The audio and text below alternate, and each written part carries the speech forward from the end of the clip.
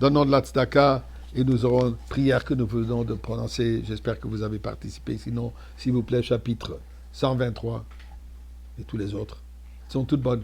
La tzedaka ensemble et un Dvar Torah, Tfila, tzedaka, Torah, tout cela nous amène la délivrance. Parlant de délivrance, il y a un concept kabbalistique fascinant.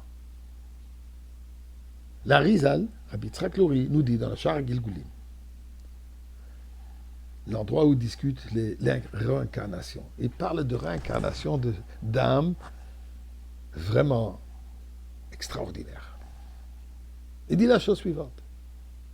On se souvient de l'histoire que Jacob a envoyé ses 10 fils pour partir en Égypte durant la famine au Moyen-Orient. L'endroit de source de nourriture était l'Égypte. Il a envoyé ses frères, les 10 tribus, pour qu'ils aillent acheter de la nourriture. Ils arrivent en Égypte. Yosef a écho que ses frères sont arrivés. Il les reconnaît, lui. Eux ne le reconnaissent pas. Vous ne pouvez pas s'imaginer que le petit jeune qu'ils ont vendu en esclavage, sans barbe aujourd'hui, un adulte avec une barbe, habillé dans les vêtements de royauté égyptienne, ça c'est leur frère. Et dans la discussion, il les accuse.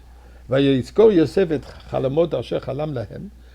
tout à coup s'est rappelé, s'est souvenu des rêves qu'il avait rêvés, comme lui sera le leader et eux ils vont tous se prosterner devant lui. Vayomer alehem, il leur dit le passou comme Parashat Miketz, Vayomer alehem, meraglim atem. Vous êtes des espions. Il les accuse d'espionnage. À qui exactement, je ne sais pas. Mais en tout cas, c'est ça ce qui les accuse. Meraglim atem, vous êtes des espions. Lirot et ervat haaretz batem, vous êtes venus voir le côté négatif de mon pays, du pays d'Égypte. Meraglim, les espions. Parachat de cette semaine, l'histoire de Meraglim. Moshe Rabbeinu, il envoie de Meraglim des explorateurs, des espions en Eretz Israël pour préparer le chemin pour monter en Eretz Israël pour conquérir ce qui était Eretz Canaan et pour qu'il devienne le pays que Dieu a promis à Abraham Avinu et ses descendants. Nous connaissons l'histoire. Que dans le groupe de 12 qu'il a envoyés, 2 Yeshua ben Nun et Caleb ben Yefouné, eux sont restés fidèles à leur mission. Ils sont revenus avec le message, on va pouvoir y aller. Malheureusement, les 10 autres, un minyan entier, sont revenus avec un message décourageant. Un message qui apparaît manque de foi, où ils disent c'est impossible que nous allons vaincre ces géants qui se trouvent là-bas, ces armées féroces. Ce sont des villes qui sont tellement concentrées, ce sont des forteresses. Oublions, on ne pourra jamais être victorieux. On reste dans le désert. Ou alors on retourne en Égypte. Ils étaient 10. Dit Rabbi Yitzhak Lori, le kabbaliste, la Rizal, que ces 10 meraglim, ces 10 espions que Moshe Rabbeinu a envoyés, eux sont une réincarnation des 10 frères que Yosef accuse qui sont des meraglim. Quel rapport? Est-ce que c'est plus que... Il y a juste le mot meraglim?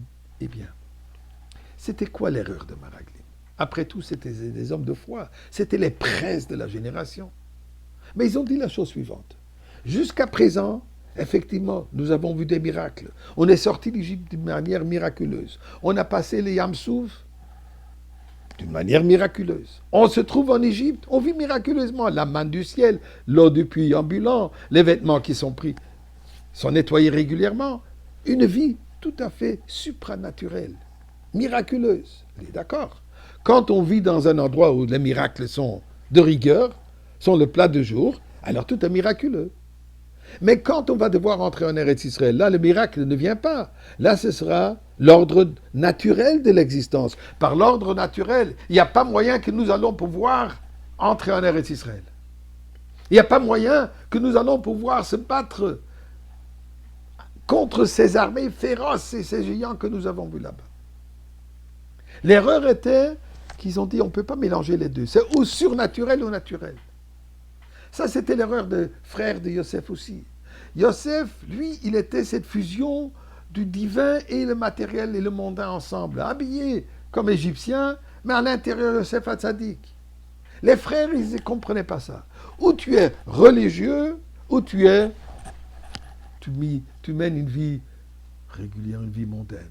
Fusionner les deux, ça c'était au-delà de leur compréhension.